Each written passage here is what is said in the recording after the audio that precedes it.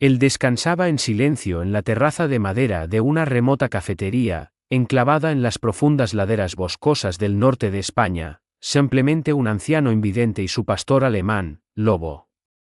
Para muchos, su aspecto evocaba un recuerdo evanescente. Sin embargo, bajo esa serenidad, oculta por la vigilante mirada de Lobo, yacía una historia forjada en zonas de combate, no en senderos de montaña. La magnitud de las experiencias del perro permaneció desconocida hasta que un motorista desconocido interrumpió violentamente la quietud con una patada brutal. Los acontecimientos subsiguientes revelaron una narrativa tan escalofriante, tan impactante, que estaba destinada a conmover a un país entero, una historia de sufrimiento, retribución, devoción y una conexión que persistió incluso a través de la adversidad. Un relato extraordinario está a punto de desplegarse. El establecimiento carecía de nombre formal, señalado únicamente por un letrero corroído, desgastado hasta adquirir el tono del hueso envejecido. Se mecía suavemente con cada ráfaga de viento que pasaba entre los pinos. Situado a muchos kilómetros del asentamiento más cercano, descansaba apaciblemente junto a una carretera olvidada, envuelto por colinas y tranquilidad. La mayoría de las personas desconocían su existencia. Quizás esta era la razón por la que Mateo Vargas lo frecuentaba cada mañana. El mundo había avanzado, pero él no. A sus 68 años, Mateo poseía un semblante sereno y estoico que transmitía poco. Sus ojos pálidos y nublados llevaban muchos años sin ver.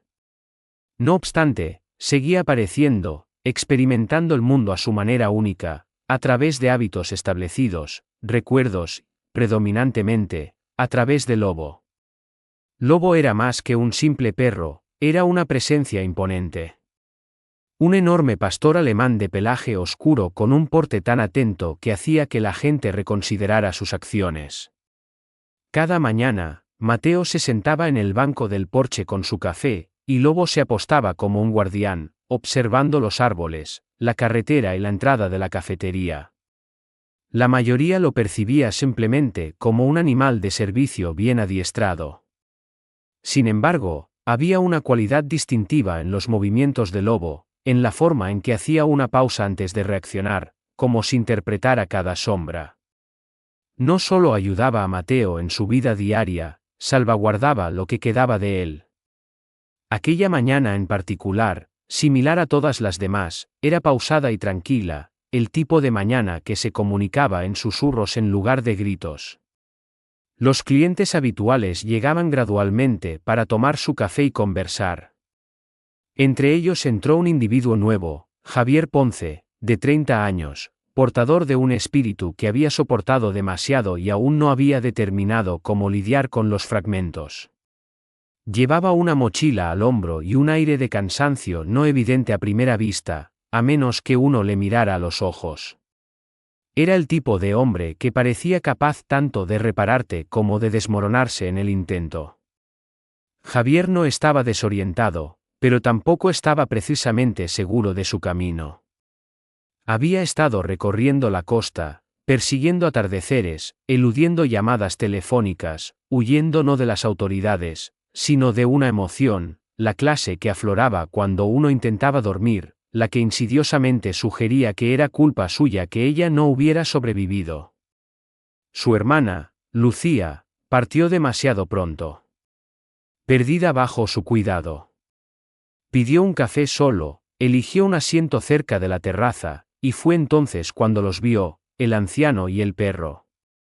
Pero era más que su sola presencia, era su interacción armoniosa. Un ligero movimiento de Mateo provocaba que Lobo se ajustara antes de que el movimiento se completara. Sin órdenes verbales, sin tirones de correa, simplemente una conexión profunda, casi telepática. Esto resonó profundamente en Javier, removiendo algo que había estado latente durante mucho tiempo. He oído que antes estuvo en el ejército, comentó la camarera en voz baja, inclinándose con una sonrisa ligeramente cálida. El hombre y el perro, ambos maltrechos, según dicen. Se conocieron a través de un programa de ayuda a veteranos.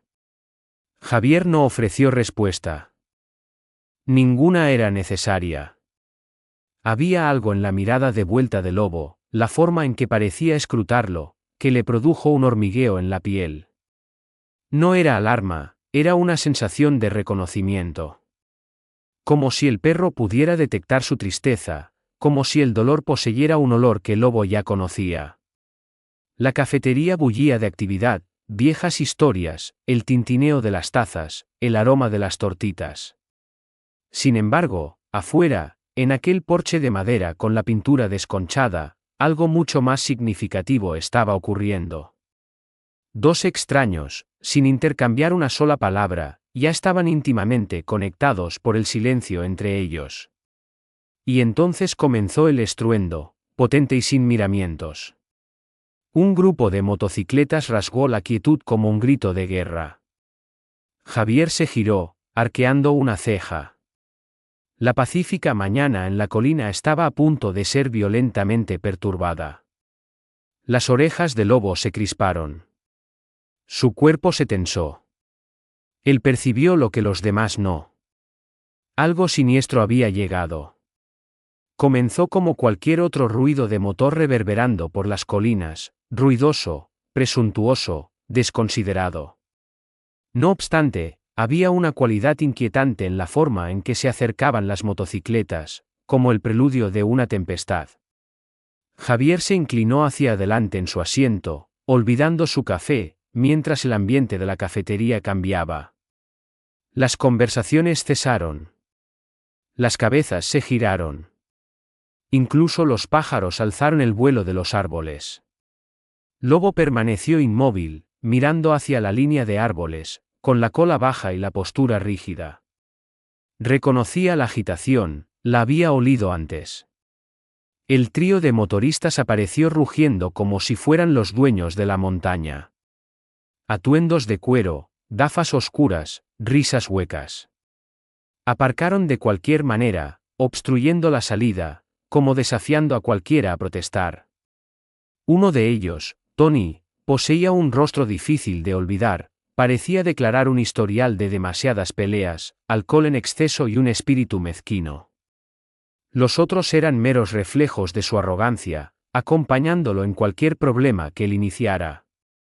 Mateo, ajeno a su llegada, se levantó con dificultad, su café en una mano, su bastón en la otra, y le dio a Lobo la instrucción silenciosa que significaba que era hora de marcharse. La intuición de Javier le instó a observar.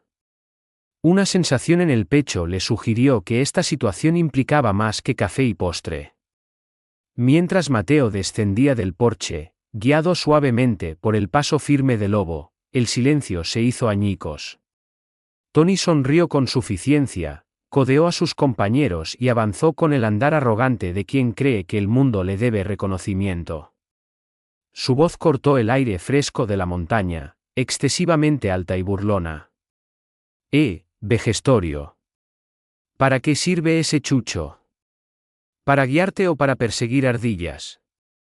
Lobo se detuvo apenas una fracción de segundo, luego siguió caminando. Mateo permaneció en silencio, no tenía necesidad de hablar.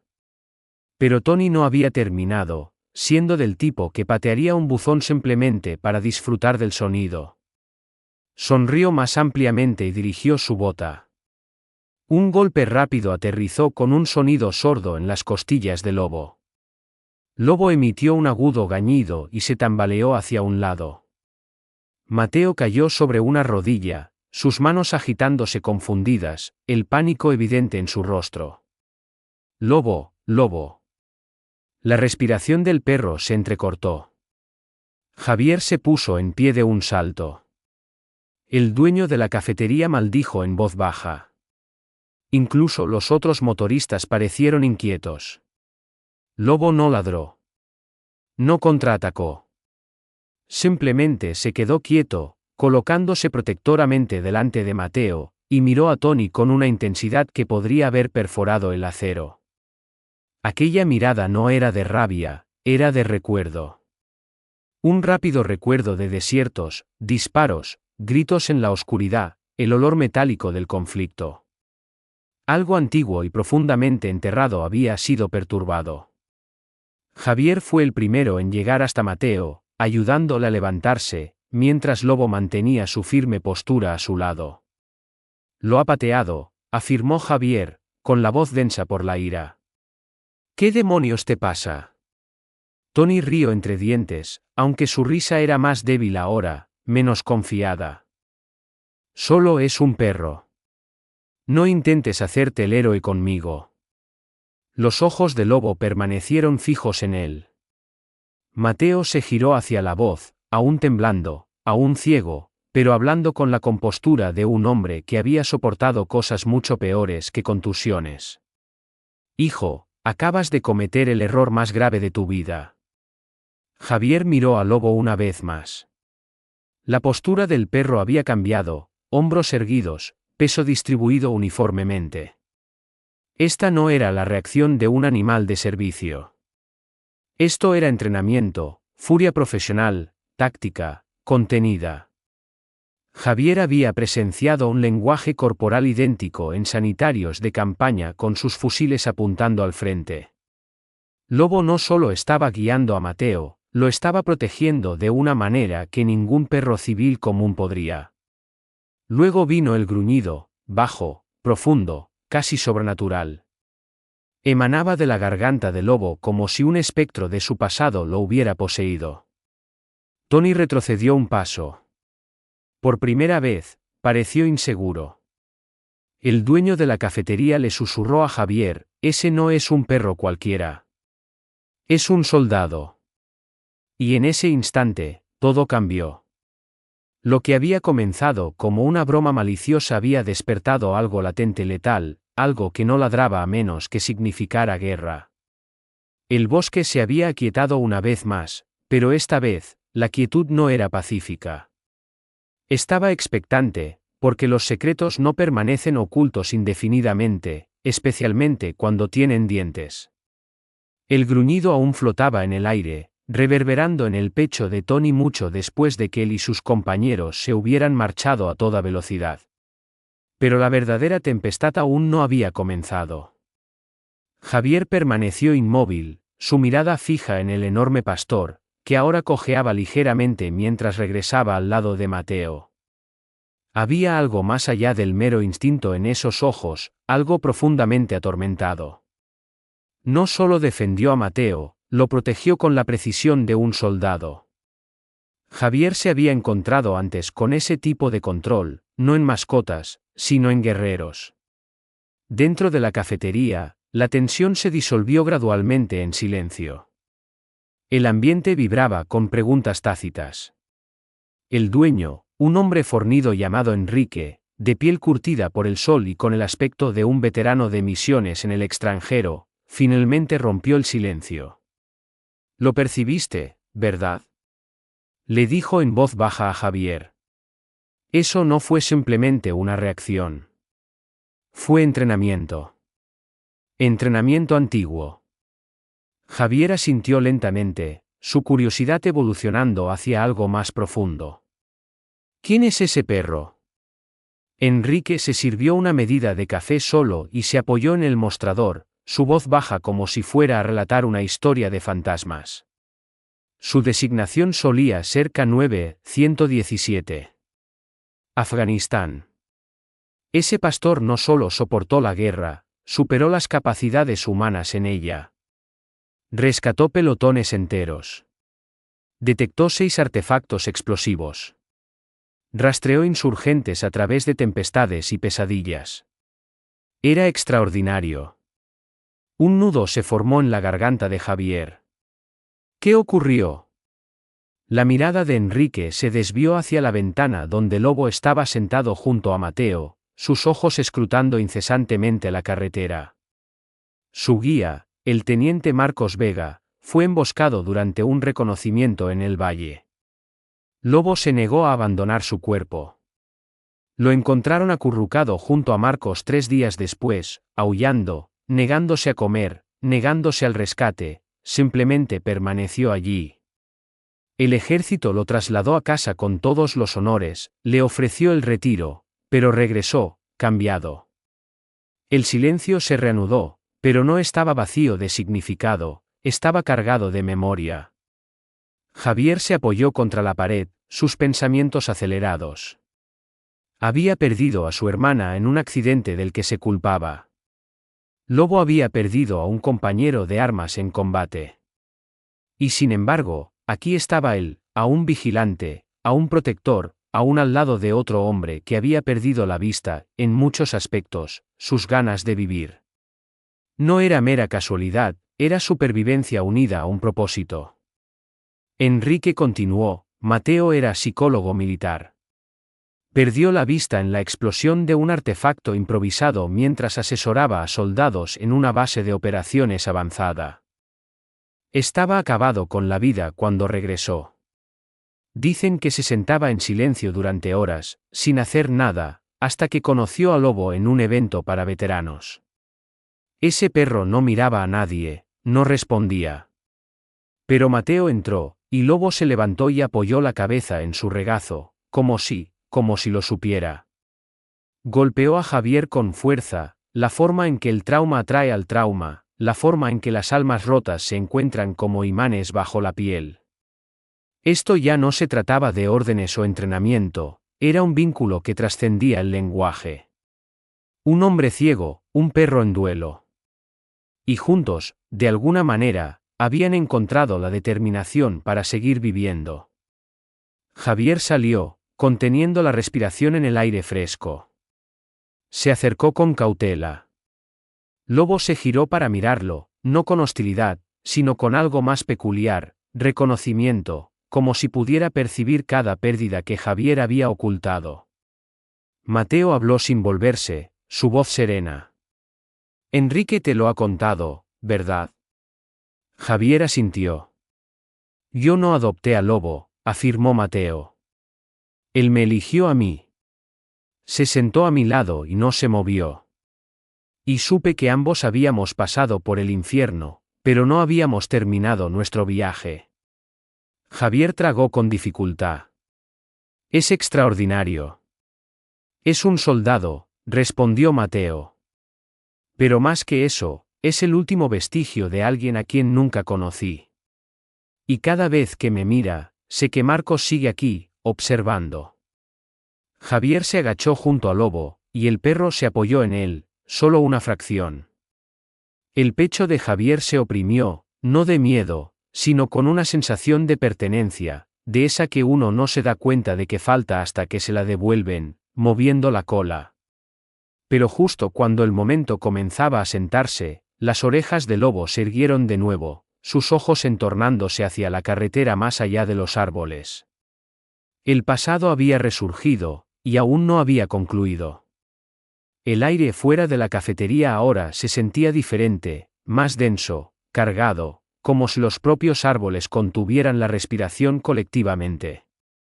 Dentro, Javier estaba junto a la ventana, con una opresión desconocida en el pecho.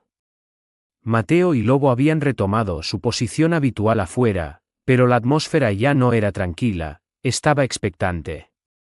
Lobo se sentó más bajo, con la cabeza ligeramente inclinada, escudriñando la carretera con una exactitud desconcertante. Algo andaba mal. Y cuando Lobo presentía problemas, uno no hacía preguntas, uno prestaba atención. Y entonces se repitió, el rugido de los motores, más fuerte esta vez, más hostil. Los mismos motoristas regresaron, pero ahora su comportamiento transmitía una sensación de asuntos pendientes.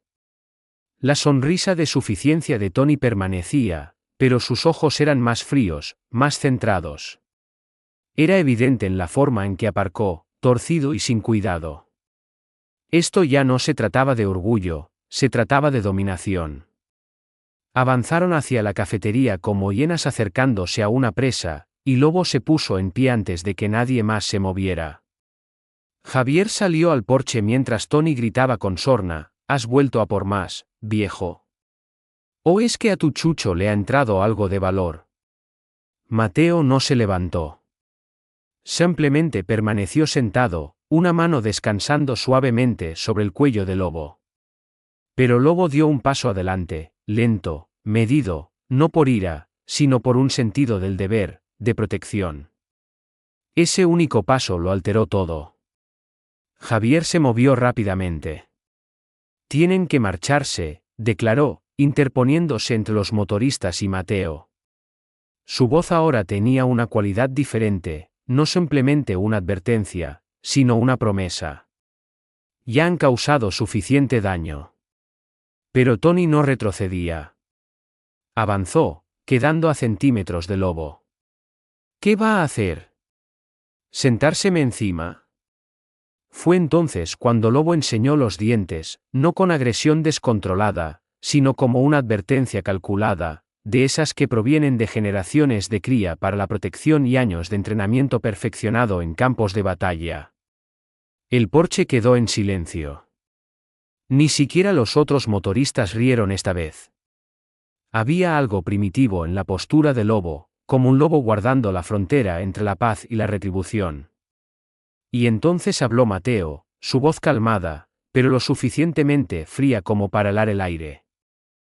No pateaste a un perro, pateaste a un soldado. De eso no se sale indemne una segunda vez. El silencio fue roto por el dueño de la cafetería, que apareció con una escopeta sostenida despreocupadamente en sus manos. Váyanse ahora, afirmó, antes de que el perro haga algo que no pueda justificar en el informe. Tony hizo una pausa, luego resopló, retrocediendo, pero sus ojos se demoraron, y una oscura intención parpadeó en ellos. Una clara indicación, no había terminado, simplemente se estaba reagrupando. Los motoristas se marcharon a toda velocidad en una neblina de humo y tensión. Pero el daño infligido no eran meros moratones físicos o egos heridos, era más profundo, más silencioso, como una contusión en el espíritu. Javier exhaló bruscamente, la adrenalina recorriéndole. Miró a Lobo, que estaba de nuevo sentado junto a Mateo como si nada hubiera ocurrido. Pero sus ojos permanecían fijos en el horizonte, esperando, observando. Enrique se inclinó hacia Javier, su voz baja y llena de asombro. Lo has presenciado ahora, ¿verdad? No es un animal. Es la justicia con pelo. Javier no respondió, no pudo. Su mente bullía con imágenes, la expresión de Tony, la postura de Lobo, la serena gravedad de las palabras de Mateo. No había concluido. De ninguna manera. Porque a veces, la malevolencia no se marcha, regresa. Y cuando lo hace, más vale que uno esté sentado al lado de alguien como Lobo. La cafetería se vació gradualmente aquella tarde. Un murmullo apagado persistía en el ambiente, no de charla ociosa, sino de profundo respeto. Algo significativo había ocurrido, algo que no se descartaba fácilmente con un breve descanso y una bebida dulce. Javier estaba de pie cerca del mostrador, con los brazos cruzados, la mirada dirigida al exterior. Mateo y Lobo estaban de nuevo en el porche como si nada hubiera cambiado.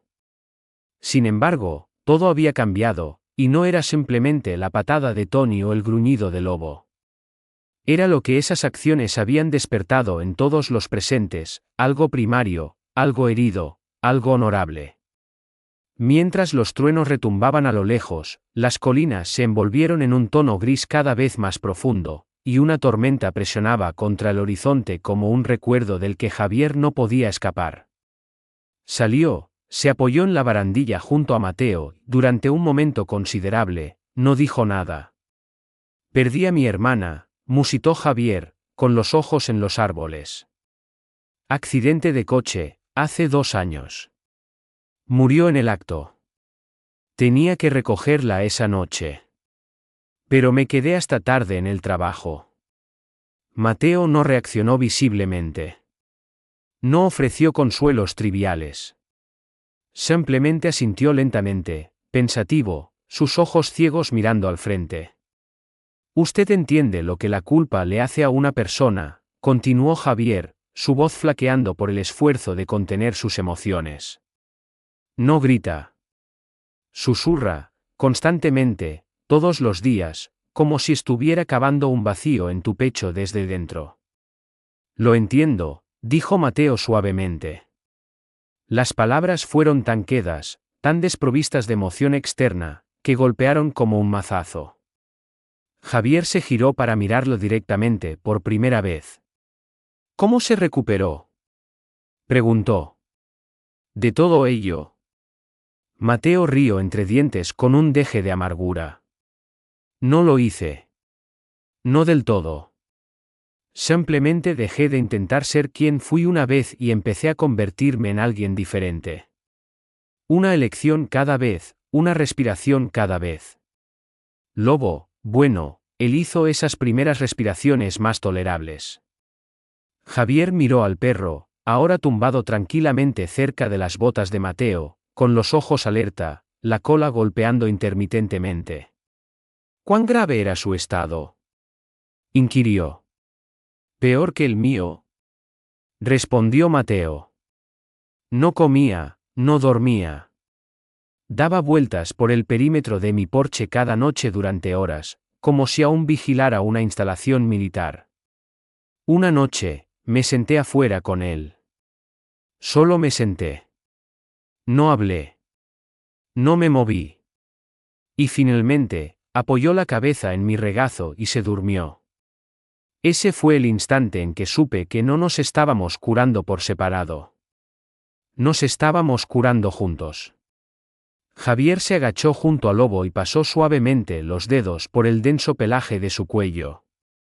El perro se movió pero no se apartó. De hecho, se inclinó ligeramente hacia el contacto de Javier.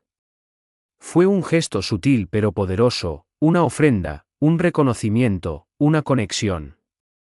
Esa es la naturaleza del trauma, comentó Mateo. O corta tus conexiones o te acerca a los únicos individuos que realmente comprenden. Lobo, él no es simplemente un perro. Es un guía hacia algo más grande, algo superior. Javier rió entre dientes a través de la opresión en su garganta. Habla usted como un poeta. Hablo como un hombre que ya no deseaba vivir, respondió Mateo, hasta que algo me dio una razón. Un relámpago brilló en la lejanía. El viento se intensificó. Pero en ese porche, la tormenta parecía remota. Porque la curación, al parecer, no siempre ocurre en un centro médico o en la consulta de un terapeuta. A veces, comienza en la quietud entre un hombre roto y un perro que se niega a dejarlo rendirse. Pero las tormentas tienden a regresar, y esta solo estaba comenzando. El cielo se rasgó como si lanzara una advertencia. La tormenta había llegado más rápido de lo previsto, envolviendo las colinas en niebla y empapando la carretera con un torrente gélido incesante. Mateo, Lobo y Javier estaban apiñados en la vieja camioneta de Mateo, un vehículo antiguo y fiable que reflejaba la resiliencia de su dueño. Javier había insistido en conducir, Mateo, para variar, no se opuso. Lobo estaba sentado en el asiento trasero, con la cabeza apoyada en el borde, sus ojos escrutando constantemente los alrededores. El objetivo era sencillo, llevar a Mateo a casa antes de que la tormenta se intensificara. Pero los objetivos sencillos a menudo se desmoronan cuando se enfrentan a la adversidad. Y esa noche, la adversidad estaba presente, silenciosa, furiosa y acechando en la curva de una carretera escarpada que nadie debería haber transitado después del anochecer. Javier maniobró con cuidado el volante en la curva sinuosa, su mirada alternando entre la carretera y la tempestad. ¿Alguna vez considera, dijo con una risa desganada, que esta camioneta podría simplemente desintegrarse por la lluvia? Mateo esbozó una leve sonrisa. Si lo hace, perecerá con honor. Pero nunca tuvieron la oportunidad de poner a prueba esa idea. Con un sobresalto brusco, la camioneta se estremeció intensamente. ¡Bum! El neumático delantero reventó como si hubiera sido rajado desde dentro. Javier luchó con el volante mientras la camioneta patinaba sobre el asfalto resbaladizo, metal chirriando contra metal. Mateo fue lanzado contra el salpicadero. Lobo gañó desde atrás, seguido de un crujido espantoso mientras se salían de la carretera y caían por un terraplén poco profundo, chocando contra un árbol con un impacto final y brutal. Silencio. Javier parpadeó, la sangre nublando su visión. Todo zumbaba. Le palpitaba el hombro y el mundo parecía inclinarse. Mateo, graznó, tanteando hacia el lado del conductor. Mateo estaba desplomado, inconsciente, sangrando por un corte en la frente. El pulso de Javier se aceleró. Sin cobertura telefónica, sin ayuda, solo árboles y lluvia, y un sonido profundo y bajo. Un gruñido, no de miedo, sino de concentración. Lobo. Cojeaba, le temblaba la pata trasera, pero estaba en pie, sus ojos encontrándose con los de Javier, una mirada que no pedía permiso sino que exigía acción. Javier intentó levantar a Mateo. Demasiado pesado, demasiado empinado, demasiado lejos de todo. No puedo con esto solo, susurró Javier. Pero Lobo ya estaba en movimiento, se deslizó por la ventanilla rota del pasajero. Cojo, herido, resuelto. Javier lo llamó, con la voz quebrada, no, Lobo. Vuelve. Pero Lobo no miró hacia atrás. Ascendió la pendiente, resbalando en el suelo mojado, aferrándose al barro. Cada movimiento era una lucha. Sangraba, temblaba, pero trepaba porque, grabado en la fibra misma de su ser, había una misión, un deber. Y cuando un soldado detecta a un camarada caído, no espera órdenes. Javier envolvió el hombro de Mateo con su abrigo y comenzó también el ascenso, arrastrando a Mateo centímetro a centímetro, susurrando seguridades que no estaba seguro de poder cumplir. Vas a sobrevivir, viejo. Lobo está con nosotros. Pero la esperanza es algo delicado en una carretera de montaña. Horas, o quizás minutos distorsionados por la desesperación, pasaron antes de que Javier se derrumbara justo antes del borde de la carretera. No podía avanzar más. Se le entrecortó la respiración, le ardían los brazos. Y entonces, faros, gritos, botas, radios. Lobo lo había conseguido. Había localizado el puesto de guardas forestales, medio derrumbado, apenas capaz de mantenerse en pie, pero ladrando lo suficientemente fuerte como para despertar todos los ecos de las colinas. Javier lo vio una vez más justo antes de perder el conocimiento, cubierto de barro, herido y heroico de una manera que pocos humanos alcanzan jamás. El tipo de visión que hace que el espíritu de uno retroceda con admiración. Y justo antes de que sus ojos se cerraran, Javier sonrió. Porque ahora comprendía algo profundo, en lo más hondo de su ser. Lobo no solo sirvió a su nación, sirvió a un propósito. Y esa noche, sirvió a la vida. El ritmo de los monitores del hospital creaba una sinfonía peculiar, constante, clínica y sorprendentemente tranquilizadora. Javier despertó con esta cadencia, parpadeando contra la cruda iluminación fluorescente mientras su mente luchaba por comprender los sucesos precedentes. Le dolía el cuerpo como si hubiera pasado por una batalla, y en cierto sentido, así había sido. Se incorporó gradualmente, con el brazo vendado, la camisa cambiada, pero sus pensamientos permanecían fijos en la ladera tormentosa donde todo había cambiado. Mateo, susurró, buscando ya el botón de llamada. Está vivo, anunció una voz desde la puerta. Una enfermera entró con una sonrisa cansada. Estable. Conmoción cerebral, algunas costillas rotas. Tiene suerte. Ambos la tienen. Javier exhaló. Pero no había concluido, porque un nombre aún no se había pronunciado. ¿Lobo? Preguntó, con el corazón palpitante. La enfermera hizo una pausa. Está con el equipo veterinario al final del pasillo. Maltrecho, pero resiste. Ese perro logró algo milagroso anoche. Javier asintió, tragando la opresión en su garganta. Sí, Esa es más bien su especialidad. Las noticias habían viajado más rápido que la tormenta.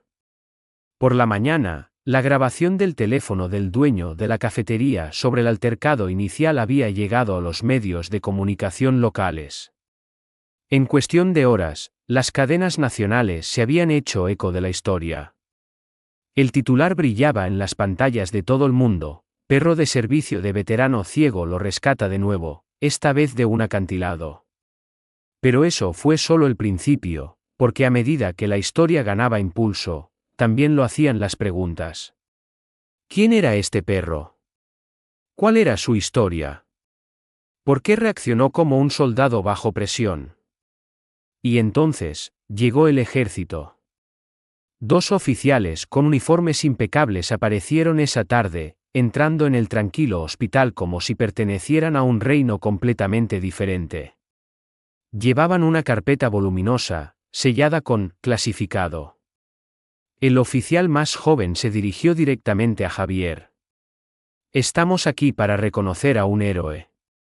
Su designación era K9-117. Lobo. Abrieron el archivo, revelando registros que ningún civil había visto jamás, condecoraciones, historiales de servicio, registros de despliegue. Las manos de Javier temblaban mientras pasaba página tras página de la vida de Lobo antes de Mateo. 6 vidas salvadas en un bombardeo. 2 niños protegidos de un artefacto explosivo improvisado.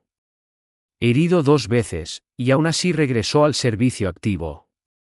Y luego, al final, una carta del antiguo guía de Lobo, el teniente Marcos Vega.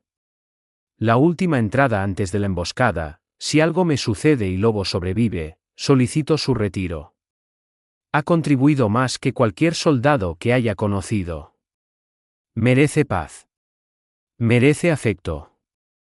Javier contuvo las lágrimas mientras la gravedad de ello lo golpeaba.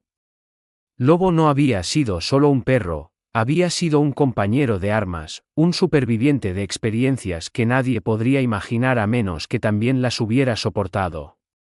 Y de alguna manera, el destino lo había puesto al cuidado de Mateo, un hombre que llevaba un tipo diferente de herida invisible. Juntos, no estaban fracturados, se estaban reconstruyendo mutuamente. Un paso lento y tenaz a la vez. De vuelta en la sala de recuperación, Mateo se removió.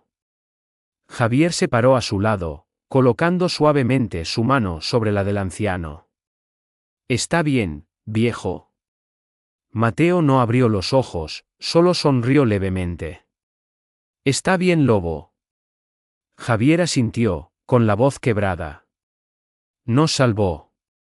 Una larga pausa, luego un susurro. «Siempre lo hace». Más tarde esa noche, trajeron a Lobo en una camilla mullida. Tenía la pata vendada, el costado magullado, pero sus ojos seguían agudos, seguían observadores. Cuando vio a Mateo, sus orejas se irguieron y un gemido bajo escapó de su garganta, el tipo de sonido que transmitía: misión cumplida. Javier se inclinó junto a la camilla y acarició la cabeza de Lobo. «Eres una leyenda, lo sabes». Lobo le lamió la mano una vez y se volvió hacia Mateo. No era heroísmo lo que Lobo deseaba, era un hogar. Y más allá de las paredes de aquel hospital, el mundo observaba, escuchaba, aprendiendo que a veces los soldados más formidables no llevan botas, caminan a 4 patas y soportan la carga de la guerra en silencio. Un mes después, las colinas estaban en flor una vez más. La tormenta había amainado hacía tiempo, pero su recuerdo persistía en el pueblo como una cicatriz que ahora brillaba con orgullo. La cafetería antes ignorada tenía un nuevo significado, no del tipo que se muestra en un letrero sobre una puerta, sino del tipo grabado en los corazones de todos los que oyeron la historia. Los lugareños comenzaron a llamarla la cafetería de Lobo. Nadie lo hizo oficial, no era necesario. Mateo y Lobo ahora residían en una pequeña cabaña de cedro enclavada más profundamente en el bosque, un regalo de una fundación para veteranos que se había enterado de su historia. No era simplemente una casa, era un refugio. Cada parte de ella resonaba con supervivencia. Cada ventana ofrecía una vista a un nuevo comienzo. Lobo se movía un poco más despacio ahora, su andar más dificultoso, pero llevaba la cabeza igual de alta. La edad y la incomodidad no habían mermado su dignidad, si acaso, le conferían un aire de mayor realeza. Javier se había convertido en una presencia constante, no por obligación, sino porque algo sobre el accidente, la recuperación y la conexión entre Mateo y Lobo había despertado una parte de él que había estado latente durante mucho tiempo. No era solo un invitado, ahora era familia. Más que eso, se estaba transformando en alguien nuevo, alguien que comprendía que la tristeza no desaparece, cambia, imparte lecciones, transmite un legado. Una tarde, Javier estaba en el porche de la cabaña sosteniendo una correa. Al extremo de ella había un perro rescatado más joven, pelaje desgreñado, ojos dorados y un espíritu lleno de segundas oportunidades. Se llamaba Milo. Javier lo había adoptado una semana antes de un refugio que sacrificaba animales. Algo en los ojos de Milo le recordaba a Lobo, esa mirada cansada seguida de un meneo lento y vacilante, la forma en que los animales y las personas llevan el trauma como una protección invisible hasta que alguien les enseña a quitársela. Mateo apareció con 2 tazas de café solo. Le entregó una a Javier sin decir palabra. Este se había convertido en su patrón, sin discusiones elaboradas, solo una comprensión compartida de la presencia, un ritual de estar juntos. Lobo yacía en el porche cercano, observando a Milo con la mirada de un mentor. Ocasionalmente, gruñía o se movía si Milo se aventuraba demasiado cerca de los escalones o ladraba a las ardillas, no reprendiendo, sino guiando, como un general retirado supervisando a los novatos desde lejos. ¿Crees que lo logrará?, preguntó Javier, señalando a Milo. Mateo sorbió su café y asintió. Si os tiene a ti y a Lobo apoyándolo, ya lo ha logrado. Observaron a los perros en silencio por un momento. Luego Mateo añadió, es algo peculiar de las entidades rotas. Forman los lazos más resilientes. Más tarde esa noche, Lobo hizo algo imprevisto. Mientras el sol descendía bajo la línea de los árboles y una luz dorada bañaba el porche, cojeó hacia Javier con algo en la boca, una fotografía doblada y desgastada. Javier la desdobló con cuidado. Era una imagen de un joven soldado de uniforme arrodillado junto a un lobo juvenil. Apenas un cachorro. En el reverso, con precisa caligrafía militar, estaba escrito, para aquellos que sirven sin que se les pida. A Javier se le entrecortó la respiración, el nombre debajo decía, Teniente Marcos Vega. Levantó la vista hacia Mateo, cuya expresión se suavizó como si liberara una carga largamente sostenida. La guardaba en su cajón, dijo Mateo. Nunca se la enseñó a nadie, ni siquiera a mí. Javier pasó un pulgar por los bordes de la foto y sonrió a través de la sensación punzante detrás de sus ojos. Entonces, ¿por qué ahora? La respuesta de Mateo fue suave. Porque estás preparado. La escena final de su historia no fue de agitación dramática. Fue sencilla, solo 4 figuras, 2 hombres, 2 perros, caminando por un sendero entre los árboles donde todo comenzó. Sin elogios, sin discursos, solo pasos avanzando. Porque la curación no llega con grandes pronunciamientos, llega con persistencia, con elegir, una y otra vez, estar presente para uno mismo, para los demás, para aquellos que no pueden hablar pero de alguna manera comunican todo lo que uno necesita oír. Así pues, esta es la verdad pocas veces contada, los héroes no siempre caminan sobre 2 piernas. Y a veces, las vidas más modestas dejan los legados más resonantes.